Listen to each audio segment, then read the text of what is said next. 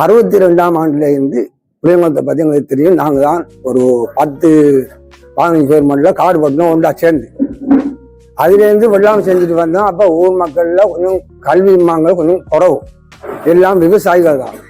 நாங்களும் விவசாயிகள் தான். நாங்கள் போகிறதுக்கு போவோம். அப்போ கோடப்போகம் செய்யறதுக்கு தண்ணி இல்லை, மாறி போவோம், வெள்ளாமை மட்டும்தான் செய்யறது. அப்போ நாங்கள் குளத்துக்குள்ள தண்ணியும் இல்லை, அதாவது காடு வெட்டி அதில் நெல் கொத்தி சேன சம்பந்தமாக தான் மாறின மட்டும்தான் வெள்ளாமை செஞ்சு வார நேரத்தில் ஒரு 10 வருஷம் அப்படி செஞ்சுட்டு வந்தோம்.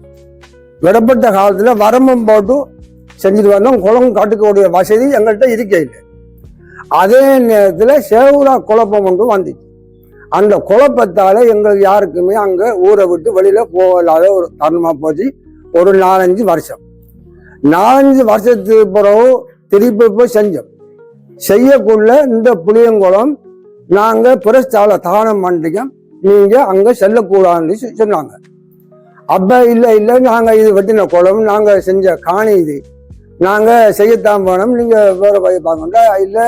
அவங்க அத்துமுறை எங்களுக்கு கணக்க பயமுறுத்தல்கள் அச்சுறுத்தலான கதைகள் சொன்னாங்க. அதால எங்களுக்கு நாங்கள் மிச்ச மறிய மக்களாக இருந்த நேரத்தில் எங்களுக்கு திருப்பி அதுக்குள்ள போகலாம் போகுது. யுத்தம் வந்ததால துப்புரா அறவே போகலாம் போச்சு. இதுக்கிடையில புளியங்குளம் பட்டினத்துக்கும் இப்போ உள்ள காலம் பகுதிக்கும் நானாம ஒரு 55 வருஷம் இருக்கு. இதுக்கு இடையில குளம் சென்றையும் கட்டினாங்க. கட்டிப்பட்டு அந்த குளத்தை வச்சு நம்ம போய் பைபோசா சரி அந்த காணிகளை துப்புரவுபடி செய்வோம்னு சொல்லி அப்போ எங்களுக்கு இயலாது. எங்களுக்குள்ளது ஊர் மக்கள் எடுத்துட்டு போனோம். போக பிரஸ்தால எந்த தடையுமே அங்கே அந்த ஏரியாவுக்கு போகலாது. போச்சு. இதுதான் உண்மை சரித்திரம், புளியங்குளத்துல சரித்திரம். அப்போ நாங்கள் புளியங்குளத்துக்கு செல்லும் போது ஊருக்குள்ள ஒரு 25-30 குடியாட்டம் தான் இருந்தது. அவங்களுக்கு உள்ள ஒரு 10-15 காணி தான் ரொட்டுவாவை சுத்தி இருந்தது. அந்த காணி 10-15 பேர் காணி தான் இன்றைக்கு 1000, 500, 600 குடும்பத்துக்குரிய பிரிவுல போயிருக்குது.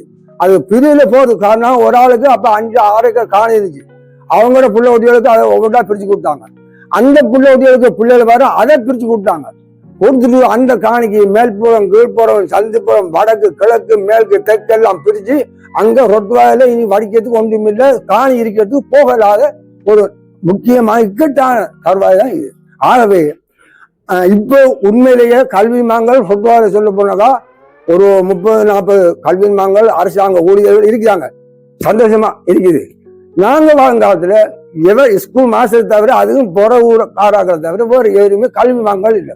ஒரு நாங்க அந்த நாளையில சேனை வெட்டி மரம் வெட்டி நெல் மம்பட்டியால கொத்தி வெட்டின காணியான அது கணு பிடிச்சி கட்டை பிடிஞ்சி எள்ளு விதைச்சி அதை பரம்பரையா செஞ்சோம். அந்த குழப்பத்தை ஒட்டுமொத்தமாக கிட்டத்தட்ட பார்க்கணும்னு சொன்னாக்கா மிருசுவவை, ரொட்டவை, இங்கே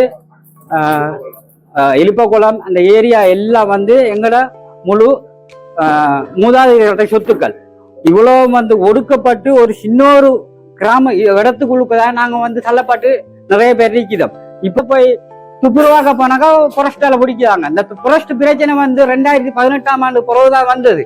இதுக்கு காணிய குழப்பத்துக்கு முன்னுக்கு செஞ்சுட்டு இருந்தவங்க செஞ்சுட்டு இருக்கும் போதும் குழப்பம் வரவும் ஒரு திசையாக நாங்க ஒரு ஊர்லயும் போய் தஞ்சம் அடைஞ்சு இருந்து மீள இருக்கும் போதும் எங்களுக்கு அந்த காணிக்குள்ள போனா புரஸ்ட் ஆக்களை கூட்டிட்டு வருகுது. யார் கூட்டிட்டு வர?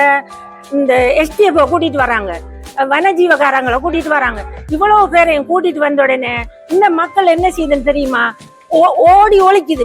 மாடு கூட சாய்க்க போகலாது. மாடு சாய்க்க போன உடனே இந்த செல்லுது, நீங்க காட்டுக்குள்ள போனீங்க, உங்களை அரெஸ்ட் பண்ணி கொண்டு போன உடனே 25,000, 30,000 கோட்ஸு கட்ட வேண்டி கிடக்கு. அந்த கோட்ஸு கட்டக்கூடிய காசு இல்ல, கையில கிடக்கு. இது இல்லாட்டி இருக்கிற காணி எல்லாத்தையும் வீடு வச்சு வாடகைக்கு கொடுக்குற மாதிரி கொடுத்து அந்த மக்கள் மீண்டு வருகுது.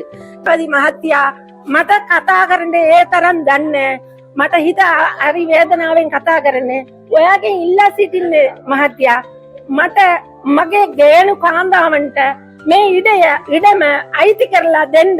මේ නිලධාරි වෙනුවෙන් අපිට උදව්වක් දෙයි කියලා අපි ඉල්ලා සිටිනවා. ඔයාට බොහොම ස්තුතියි.